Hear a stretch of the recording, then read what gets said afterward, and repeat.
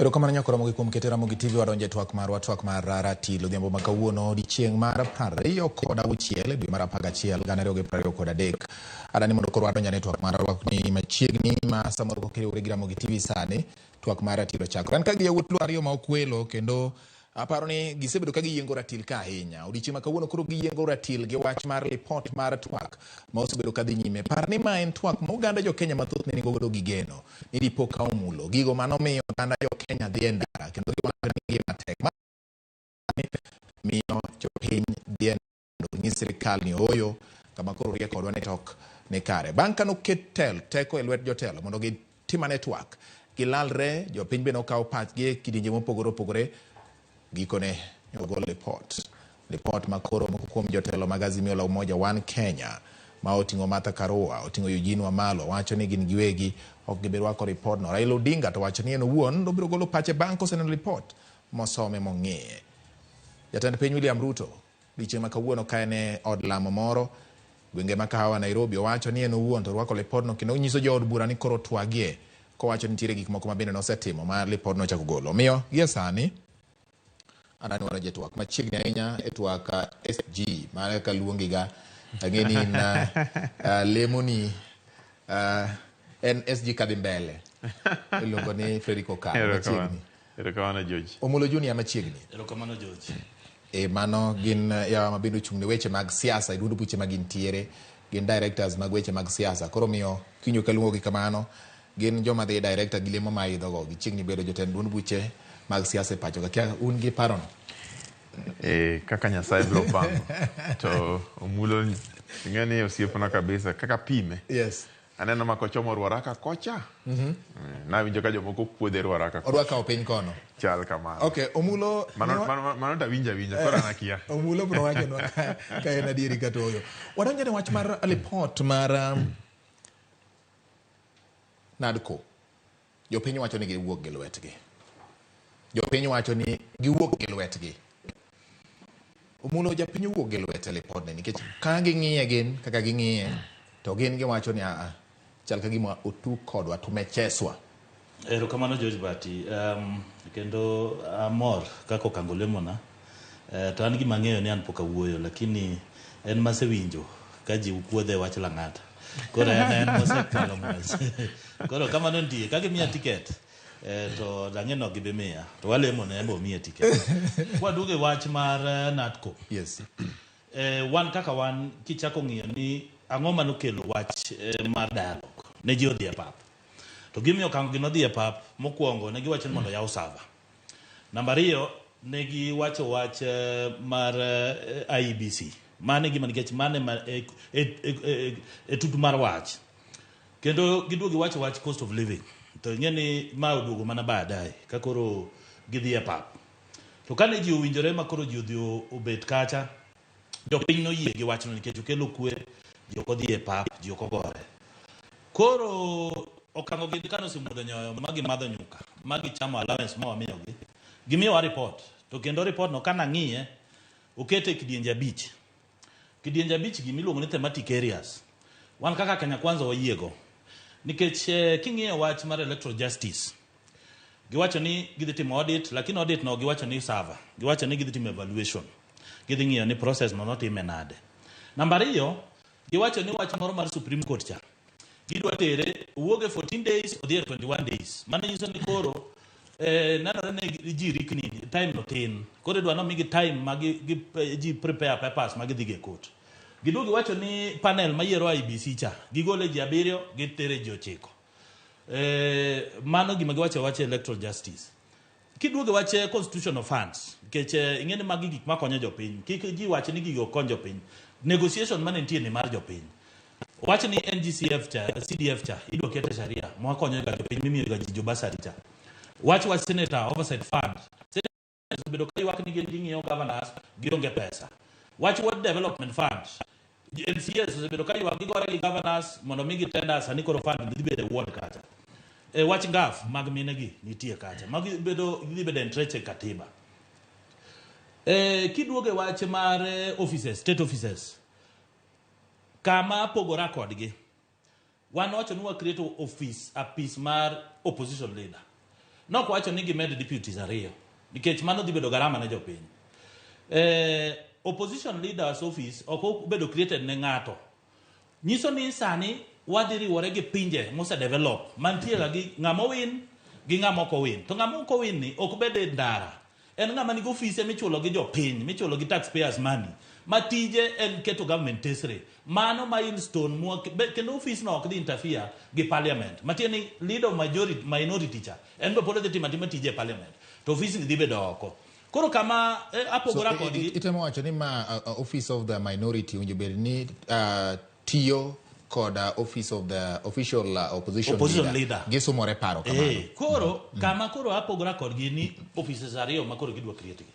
Namba ariyo gisebedo ka giywak. Okango sebedo ka go wacho ni ni office of prime cabinet secretary ni en ghost worker, onge tich. Koro giketo nwago nikech onge katiba. Onge katiba. Ne executive order. Koro giketo nwago katiba. Koro dhi bedo prime minister. Tok ni en mar Musalia. Ng'at machielo be biro bedo go office no. Okay. Koro kendo gima konyo jopiny ni amendment idhi tim article 203 section 2 mawacho equitable sharing of national revenue. Ngene katiba wacho ni at least 15 atamalo 15. Sani koro giduoke atamalo 20 lakini wan kaka Kenya Kwanza nwasetere atamalo 30. Koro mano nyiso ni mano progress nikech gini idhimi gidwani mondo koro functions te obed devolve. Alright. Koro wan wanyisa atemo mulo ne jopiny lakini wan kaka wang'iye ni report ni kunyalo kelo kwe nikech gima wadwaro ni en system mar governance mabobedo ni wan gi checks and balances ma nigi institutions mantie kasto kori kocha bobedo gi ng'ama win.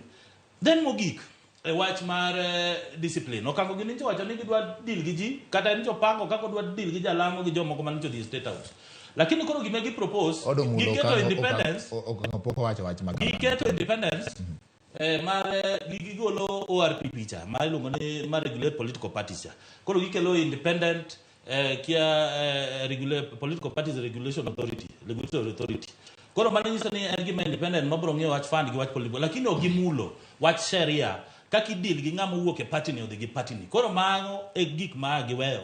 Then cost of living mancha gi yuago cha kendo mano gima muhimu ncha giluongo ndungu ma CS mochung ne weche mag omenda omiyo gi report kaka wach chalo mana mi cost of living otamore kiki wane di report ni kada jakomo kiaye jakomo nge report ni kechi sama Kalonzo dhi nyaka bed brief to giwacho ni koro nitie austerity measures magigolo giwacho ni wach mag dhi oko wang'ad gi 50%, wach moro mar chai moko state officer gi juice ka wang'ad gi 30%. Mano giwacho wach fuel wagol levy road maintenance levy gigolo gi siling abich gi ilongo ni anti adulteration gigolo gi siling adek. Mano nyiso ni gitemo lakini gima timore ni wach fuel okay kaka ne ginyalo duoko nikech sirikal mokalo cha no gowi mar 60 billion mar fuel subsidy ma government pod chulo nyaka sawa koro onge kaka ne ginyalo konyo koro wanyiso gi kaka agulu onge pesa gi plan wan go emmiyo koso gilingo gimulo. Okay. Okango awinji bati the plan mane Kenya Kwanza ni godo twak chopo ka and twagni but the conchiel no wacho ni Kenya Kwanza ne osebedo koluwore gi the plan mane gin godo miyo nengo man gi mane idho malo jopiny ywak ni samoro dipo ka gino dwade mana weche mag siasa gi lemo mag siasa gi kombe gi ofise to kodeo gima ne miyo japiny wuok dhi ndara koketo sufria e wiye kowacho ni ngima tek kendo onge kaka nyalo keto pesa. Erokamano George. Iwinjo George. Report ni olose gi jopiny. Olose ne jopiny mondo mi olos weche mag ngima mane tek. To kane committee ni no form gi parliament. To parliament kano forme to jo committee no dio kelo gimiluongo ni framework agreement. Ranon weche kaka gidhi tiyo. To framework agreement kacha ne ntiere section wacho ni jopiny kaka mulo gini inyalo luongi mondo mi gi paro. Jogi no bedo gi bura 42 mano negotiators kende. To technical team gi secretariat no romo nya dedegi. To king'iyo weche abich mane committee no nego ng'i pacha wuon aneno ka gidwa temo To nitiere weche ma no ok wawinjore go kodgi. Omulo ok nyalo wachonwa ka ni NADCO ne ok ong'iyo weche mag cost of living. NADCO no ong'iyo. To Azimio no ogolo pachgi kaka inyalo duok nengo ngima mapek ni piny. To ne ok wawinjore kodgi. Kisomo report cha, tieko momulo poko somo. Owacho ni nende ok wawinjore kodgi malong'o e weche mane wakelo paro maliw mane Azimio kelo mar duoko nengo ngima piny. Kabiro miyo jopiny wach ni, tawacho kama. Azimio no wacho ni mondo mi waduok nengo ngima piny. Atamala 16 osuru manie mafuta cha, duoke uru nyaka 8. Azimio no wacho kama, samitimo budget, watim gimiluongo ni zero based budget. Tieni ichako piny ok chak kuma ni we iga mokalo cha. Mondo mi ji ong'e ni budget ni en mar ang'o, otimo ang'o, to otimo kanye. Azimio no wacho ni mondo giduok weche mag wuotho balabalgi piny.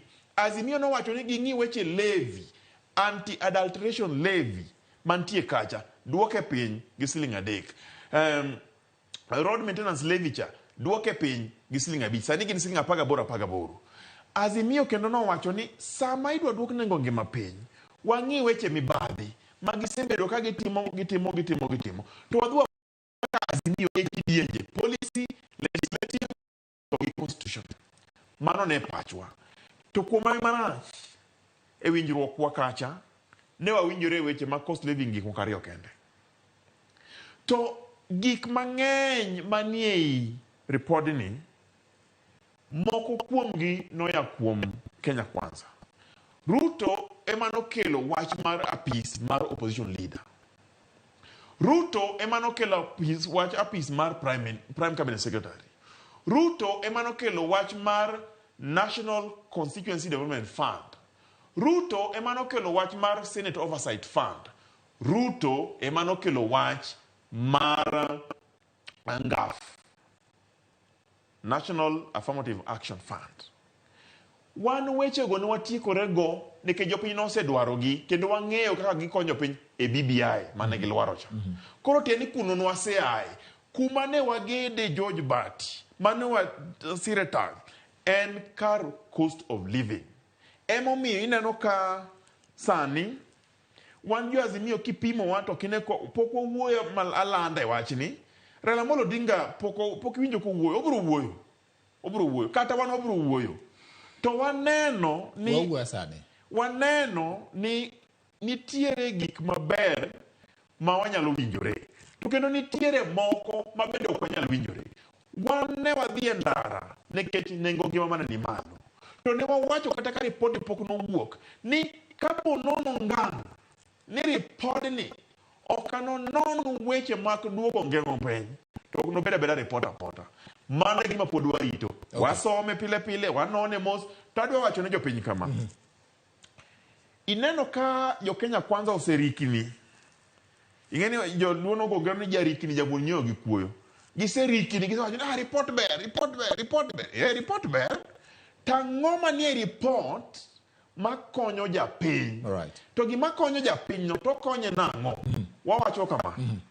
Report mar NADCO ne wariwore Kenya Kwanza gi Azimio to gi stakeholders mamoko maoko, experts maoko nobiro ndung'u ma en CS mar Treasury kano luonge to nowacho ni IMF gi World Bank gi jogi ka ose advice gi ni mane yo magidhi luwo. To nwakono gi ni jo Institute of Economic Council ma Kenya ka to jo rawera miluongo ni Bilo Kero mabeja economics mongirore to gi joma moko owacho ni kumuluwo ni biro kethonu ne gitamore winjowa.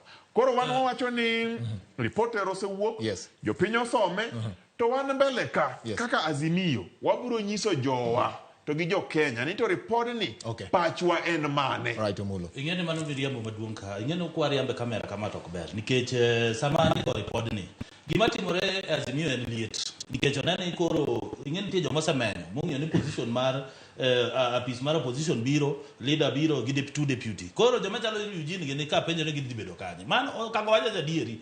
Wan wasemiyo gi nikech ka Ruto propose. Gimiyo Ruto o propose apis mar opposition leader.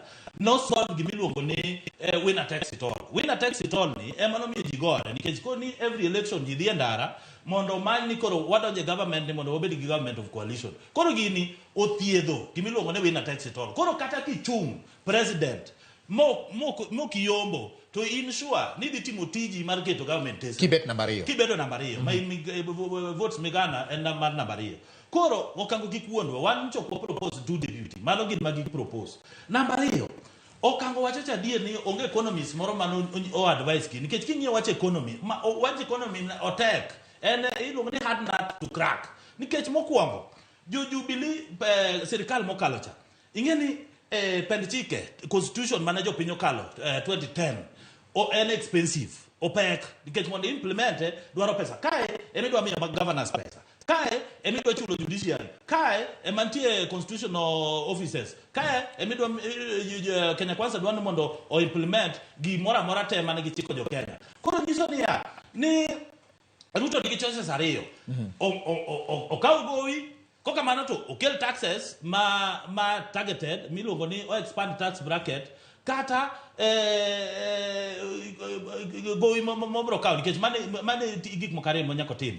Mokwongo kingiyo wach gowi Jubilee nokaw gimiluongo ni commercial loan, expensive loan. Commercial loan mano nyiso ni en loan mimi at 12% atamala pagariyo tichule bang' higni 5. Koro kan wayudo gowi gi gowi mantie ka billion miyo chiko mano pending bill 9 trillion mano gowi mar Kenya mokaw through commercial denigo aya 60 billion prauchiel mano wache full subsidy billion 4 mano wach mar maize subsidy magina ne Millers dwaro aya dugi Eurobond billion ariyo mano dollars ingeni same wachulo gowi oko wachulo gi dollars koro nyiso ni national reserve mar central bank onge pesa koro kana giseng'e mano ntie measures ma government osekelo mabro konyo ngima dok piny mano gima nyaka ging'e offices gi magi wete miwacho jopiny wacho ni samoro jopiny samoro nyalo neno ni gini odok ne jotelo nikech kwa wacho ni nengo mar ngima wach ni anti adulteration mag weche mag fuel duok piny gi $3 road maintenance levy duok piny gi $5 ne gin $18 kuom ranyisi moro dhi donga 13 moro donga 15 ma dwa konyo japiny nare nikech ma wacho ni koro wa save $8 kende 5 medade ken 8 wacho ni kuom levy ariyogo wa save mana $8 kende joma tiyo gi mauta nyalo bet ni ng'eny kuom ranyisi to ma okehie gimane japiny paro ni nengo mar ngima dhi kaso report ni wacho kama okango ne oter kuonde mane ji ok nyal winjore ne ogai mar Azimio kod William Ruto ogai mar Kenya Kwanza ogai mar Kenya Kwanza William Ruto mondo ging'iyane iparo ni kabe dhi kelo winjruok mondo duok piny nengo mar ngima kaka ne japiny dwaro kapok wadhi kanyo bati ayie kodi nikech iwacho gi maler jopiny ne nigi geno to jopiny ne gi geno nikech Azimio no se go proposal mar kuma takecha kuma jorecha nikech no ko kon gi wacho ni GMF onyiso ni ma kaka gidwarani to wan manyiso se consult bende gi economy mamoko ma pachi gi opogore gi mato gi wacho ni mondo mi waduok nengo ngima piny nyaka watim 1 2 3 4 5 nyaka 10 gidagi donjo kaka gigo ka gidagi to kata kapok wadhi kanyo yes framework agreement wacho ni report ni kose lose titere bunge kiny report ni bro dhi e bunge kiny jokisungu wacho for adoption and implementation to kapok odhi kuno ogai mar Azimio Raila Amolo Odinga biro bedo kode ogai mar Kenya Kwanza biro bedo kode to bende report framework cha wacho ni kanitiere ni weche moko ma ok wawinjore yes miluongo ni contentious weche go kendo itero ne ogai ariyoka mondo ng'e ni to kai itimo nang'o walemo ni jo Kenya Kwanza owinji ywak mar jopiny gima duong' ahinya ma omulo gi nyaka ng'e ni ka gin gi plan ma giwacho cha mar duoko nengo ngima piny Sani wane king'io plan gi wane short term bang' higa achiel. Onge gima gisetimo mondo mi giduok nengo piny. Ruto ndalo adek mokalo nowacho ni odwa kelo tax moro mar jomondik machamo sara atamalo 2.75. Nowacho kamano. Magi pod dhi kelo nengo ngima dhi malo. Emomiyo wakonogi niya, weuru achaya gagoko omulo. Beduru jomore. Sama jopiny ywak, ing'eni ripod ni jopiny ema nogolo pachgi. To kane winjruok odhi obed, ka winjruok otamore, tindiko ni kane wawinjore, kane okwe. Nyikwara Ramogi. Adwa nyisou. Kuma ne ok wawinjore en kar cost of living, nengo ngima man malo ni. Kanyo ne Azimio gi Kenya Kwanza noko winjore. Azimio ne nigi paro bati maduong' mar duoko nengo ngima piny. Okay. Sani nengo ngima en wach fuel. Fuel kiketo osuru mar atamala 16 odhi bedo malo. Kadi duoke gi 50% atamalo 50 nyaka atamala 8 ne dhi duoko ng'emo piny gitamoro nekech kache magina ne giyude pesa to japiny to hinyore mogik omulo. Ing'eni nyaka kikwariam ne jopiny nikech okango gi ne wacho ni ne ok gidhi sign report cha nikech wach cost of living. Okango pok onyiso jopiny ni gina proposal mane ging'eyo wach cost of living. Proposal mane gin go mar chulo gowi magiweyo proposal ne report oting'o osigo mar jo Kenya ne. Ing'eni kikwariambe kane gin magigolo press ma Kalonzo chunka to kichungo chunka.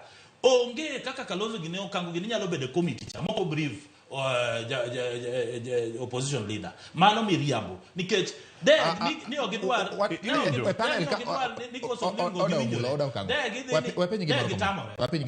iparo niya gipachi kata gipachi nomule itemo wacho ni nitiere gray area mowe deliberately owe mondo mi kik ne wuoye mondo ji owinjre mondo tere ne jotelo ariyogi ok owe deliberately ma reality mokwongo wach cost of living en jukumu kata prerogative mar government moyier gi jopiny to wan wasemiyo gi plan mar duoko ngima piny mbolea nwatero wagolo 6,500 waduoka 2,000 jomo se pura wan gi extra 18 million bucks winji acres mwase puro 200,000 sani bando ni piny kata kodhi to odok progressively koro mano nyiso ni wasetieko re wach mar chiemo to wach fuel ka wasenyisogi gimomiyo wadhi e G2G agreement nikech kae okango ginowe wagigoyo mar bilion 60 ing'eni sama wachulo gowi oko wachulo in dollars ing'eni gibiluongo national reserve kamoting'o pesa mar central bank otinga pesa in dollars gimoro 3 billion kata 4 billion kata in terms of gold to waonge reserve no onge mana billion dollar ni malo kech okango ne ka eurobond gichulo koro bete gimo koro kango gini onge reality nikech gimo ndungu miyo gi plan mar Kenya Kwanza mar doko ngima chiero omiyo gi plan mar wach fuel gin gi wabunge dagi e kucho mondo gidhi wach fuel nyalo timo amendment e parliament koro giwuojo giwacho ni gimo kelo liet ka ni joma ywaka ging'eyo ni gini koro tek nikech onge position magidhi bati kawuono inono ka biro ka mos ahinya kendo ma okango ming'eyo cha achacho go mulo chachi lakini kawuono atere mos nikech report osomo awiye pok osomo ineno report kacha nitiere recommendation mar enacting law miluongo ni Economic and Social Rights Bill madhi ng'iyo weche mag Article 43 health chiemo sikunde weche machal kamago omulo pok osomo mano ni kacha koro gimoyiso plan magiloso gi ang'o miyo ne joka kelo report cha recommendation machal kamacha ichungwa na ni kacha Aaron Cheruiyot ne ni kacha Nambilianga ne ni kacha to gi Hassan Omar ne ni kacha mago jogi te mago lange ang'o momiyo ne giye nikech ging'eyo ni loso duoko nengo ngima piny ok en gima ginyalo timo kaka gidwaro no nyaka gibed consultative gi winjre gi joma moko to Azimio no kelo paro mar Azimio en ni ere kaka inyalo duok nengo ngima piny mamiyo ganda bedo gi pesa e mfuko gi gin mane giwacho ni mondo ji obed gi pesa e mfuko gi to king'iyo gik ma gitimo gikawo pesa oko sani koro wacho ni Eurobond ma sani diu monego bed ni chulo nokawe iga 2014 ng'ama ne president Uhuru ng'ama ne deputy Ruto ndalo ne girwako sede marochere tae marakwar gibano sati join to the hip owete kawuono to giwacho niya ni Eurobond ne mar Jubilee. Ng'ama ne Jubilee? Gine mane ginie Jubilee. Koro gichul gowi no mos ka gismile ka ginyiero. Namba 2, wang'eyo ni ketara da we report ni. Report ni ji mang'eny biro wuoyo. Openjo ni owacho ni ne wawacho ni okwabi keto kokwa. Nikech uluor ni samoro jomoko dhi wito okwabi keto kokwa ka onge cost of living. Mana dier. Ne wawacho ni ka onge cost of living madhi konyo oganda. Wan okwabi keto kokwa. Kora dwa penje miya report mineno kani jo okete kokgi. Kadiponi ingo. Ikete mesaka. Namba 2, wan pokwa wacho ni report rach, report ber. Gimwa wacho, report osegol. Report en pages 296. En gi paragraph 820. Isome mos kiwinje. Mandi gi marela mono dinga temo sani. Pod osome mos, osome. Mbele ka. To wabiro bedo gi buchwa. To wacho ni report ni gik mane wadwar ne jopiny be wayudo koso kwa yudo. Mane gima biro go. Iparo ni be nitiere wach mar siasa yie mar ng'ama dhi yudo telo gi lemo makamano momulo wacho ni ing'eno mulo en ja Kenya Kwanza. To Kenya Kwanza ing'eyo gi propaganda. Chakre jatendgi kama ka gibiro piny gina propaganda. Wacho ni ng'ana riambo seche te ng'ana riambo kendo mane kiti. Mane kitigi. Wan gi mwang'eyo ni siasa nyalo bedo maonge. To Azimio onge siasa mar lemo mar weche molosigi. Kiparo kaka na chako na wacho ni opposition leader magilaronwani magikonowani mano ne pachgi eri NADCO ka. Wan onge chieng' manwa kelo agenda mar opposition leader. Ang'o momiyo obedo accepted nikech okwan Azimio kende mano oriwo pachgi. Jopiny nogolo pachgi. Kisomo report Joji ing'ama jafwambo gi keyo in gi report. Adwa ni ng'ini wach mar opposition leader gi prime cabinet secretary ji adi manogolo pachgi. Ichak kotu stakeholder opogore Azimio Kenya Kwanza ibiro yudo ka nitiere ji 270 mogolo pachgi e wachno. Ok en Azimio kende. To ka report iketo tiwacho niya jopiny idwa penjo kosi penjo kan ng'eyo kik wadajo Kenya kokango gini nowuok oko ma ji odhi e kara okango gini ne dwa ni mondo savo yawo mano indike report owacho evaluation onge saba miya. Namba 2 okango gino wacho ni gine wache gine ne wache cost of living. Sani koro struggle nikech ong'eyo the reality. Nikech onge gima biro bedo. Okango wacho report ni Kisungu chani bago bwana. What is evaluation? Evaluation then ing'ino weche go kaka notimore. Evaluation of the process. Anyalo somo nugini. Ada somo nugini. Wasom no kizungu ka wachako ka kama en number electoral justice and related matters. The first agenda. Audit of 2022 electoral process. NADCO has recommended evaluation of the 2022 electoral process. Mano number 1 subsection watch ni yaw sab watch ni team evaluation no matut koro process never change English mantie kan koro ka na kange ni ya ne ki wuod yo pe gini gi sebele negotiation gi ni ke wan ka watch ni wan okelo piece mar opposition leader gito deputy ariyo go ne giwinjo ka ruto wacho iwinjo bati koro liet ndie joma igi ma igi mo gidi bede ko ingene an expensive budget mare electoral governance system market what change kendo dibedo mare awinji omuyo koparo niya ni opposition leader no nyaka bed mana marwa kingiyo deputies okwan mo wacho ni mondo kel deputies ariyo jopinye mo wacho gi jogi in fact kata mana in kama ne patigi iwinjo bati kama ne patigi ere kaka patigi wacha kwa kao to amedo mano no pachwa to no winjo gi wambe gi winjo wa gik mano wacho mano deputies ariyo dipendi chungwa ano kinya pesa dipendi chungwa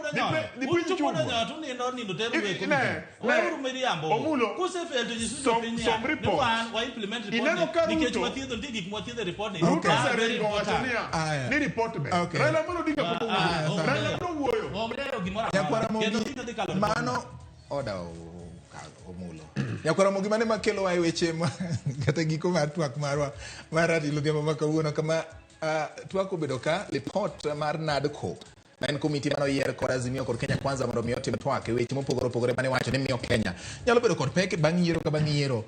Report ne ma wuoye sani winjo wache wach ka Kenya Kwanza Azimio momiyo ne ging'ado paro mar chopo report no. Ka kamano pod idwa non report ni kata mane weche manyien jolony kachiel kod in bende nyalo medo nono. Nyakwara Ramogi ero kamano kuom kete ratil e lo mulo kachiel kod okango gi jogo mabende osiro wa. Nyinga en George Bati, waromo sa 3 weche manyien mag Oyimore.